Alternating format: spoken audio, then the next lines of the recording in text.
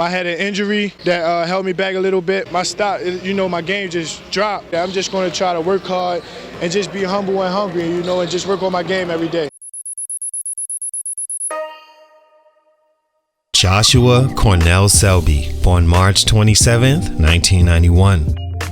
Today's feature in 2010 was neck and neck with Kyrie Irving as high school's #1 point guard. Some recruiting sites like Rival even had him #1 overall. That was more than a decade ago, when a number of NBA teams were still in search of their franchise point guard. The era of young point guards taking over the NBA in a fresh new crop at the position. The market was high for what Josh Selby had at the time, which was speed, quickness, size, athleticism, shooting, and big-named amateur status that's underrated in how far that alone can take you. Selby also had opportunity. As a top 2 point guard leaving high school, you can choose whatever school you want. One that's already or can be tailor-made for your game to help you get to the next level as soon as possible. For Selby, the choice was his.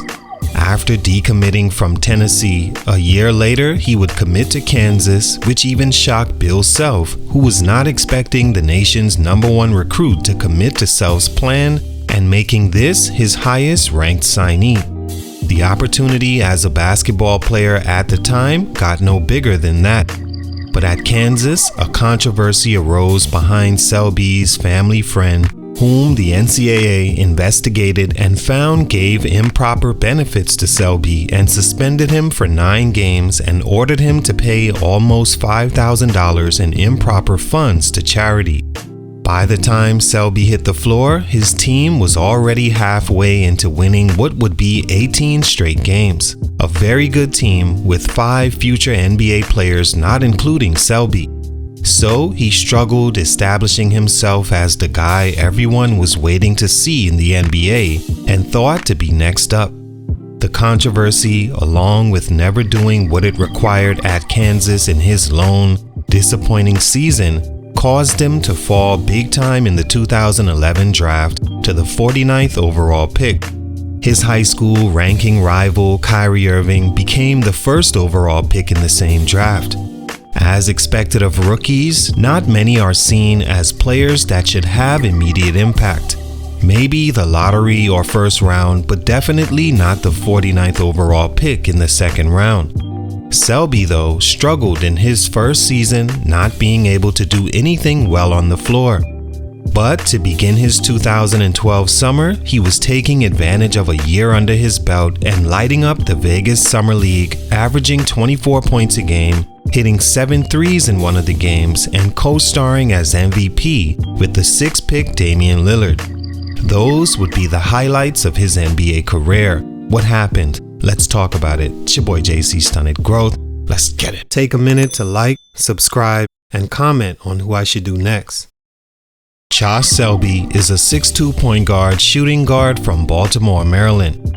He attended Lake Clifton High School for his senior year and averaged 32 points, 7 assists, 5 rebounds, and 2 steals per game. He had the next great guard written all over him.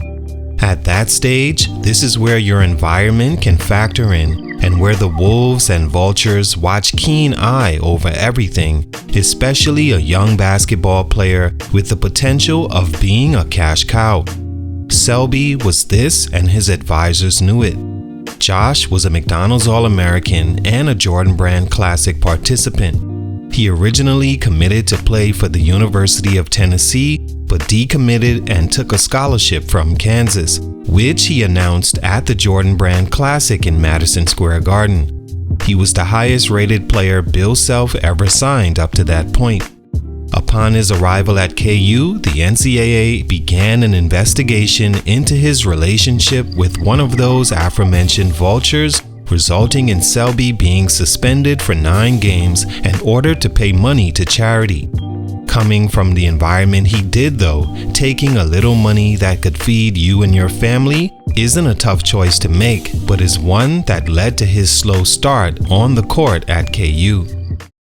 Stunt number 1, should have never went or stayed. I've always felt that leaving high school and going into college basketball with as much accomplished as Selby is one final, very light step closer to making the NBA. An easy one and done in sight. Because you're a big-named recruit, more than likely you, along with advisors, have carefully selected the best fit for your game, and the coaches are so excited to have you that making you happy is top priority. Because the last thing they want is for future recruits to see you not treat a top prospect right and he fails at your program. Plus, going to a KU or Duke, Kentucky, you don't have to do much. 14 points a game at least, 5 rebounds, 5 assists as a point guard.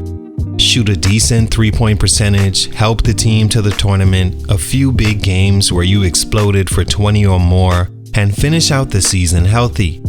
That, along with your high school clout, you're for sure to be a lottery to first round pick.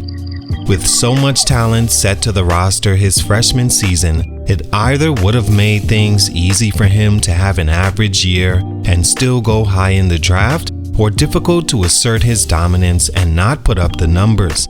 After his 9-game suspension, Josh made his debut and dropped 21 points and 5 rebounds in just 25 minutes. His first 13 games was really good, but after, he struggled with what was called a stress reaction and didn't regain 100% health for the rest of the season, along with the team being really good with or without him. He ended up averaging just 7.9 points a game, 2 rebounds and 2 assists, shooting 37% from the field and 36% from 3. In this case, he should have opted to stay another year and improve on his averages and regain full health before entering the draft. He left after the season and was taken 49th overall, making his NBA journey that more difficult for the second-round non-guaranteed pick. Stunt number 2, his NBA performance. For a truly good and ready player, where you're drafted matters none. Isaiah Thomas was the last pick in the draft and became an MVP candidate. Gilbert Arenas was one of the best players of his era when healthy, and he too was a second rounder. Selby was taken by the Memphis Grizzlies, who already had a young point guard in Mike Conley, OJ Mayo, a shooting guard point guard the team was still developing, not to mention Gilbert Arenas, who was still good enough to at least command third-string point guard. Josh didn't have a ton of opportunity and struggled in year 1, averaging close to nothing across the board. Most importantly, he didn't prove his athleticism was good enough to make up for his poor decision-making and well below average deep shooting. Of course, opportunity wasn't great at 8 minutes a game. The team brought him back for a second year, and in the summer before the season is where he had that great Summer League MVP run and looked to be at least at Dame's level for the time. Dame became the Rookie of the Year the upcoming season, and Josh took an even further step back across the board as a non-guaranteed second-round pick. He was traded January 2013, where he was waived by the Cavaliers 2 months later. He'd never play in the NBA again. Stunt number 3, gone and forgotten. Everything leading up to this point made Josh Selby easy to forget once he left the NBA and their G League system to go overseas. As mentioned, this era was the era to find your point guard. Nowadays, you see the results of that, which is by now every team has just about found it. Some even blessed with the problem of having too many. Selby didn't play well enough and didn't have a guaranteed opportunity, so the game moved on without him. Add to that, overseas he was playing well and enjoying the lesser competition. He played everywhere from Turkey to Israel, Korea, New Zealand, but never made it back to the NBA and never reached his expected potential as the former #1 recruit and McDonald's All-American. All in all, Selby had a fair shot. I think he made a huge mistake going to KU instead of a lesser school where he could strive as the leader and get his stats. Then he compounded that by leaving there too early and becoming a second-round pick. He had NBA talent, but because of his decisions, couldn't capitalize on it in time. Salute, much respect, but for these reasons, his growth was stunted. It's your boy JC Stunted Growth, and I'm out.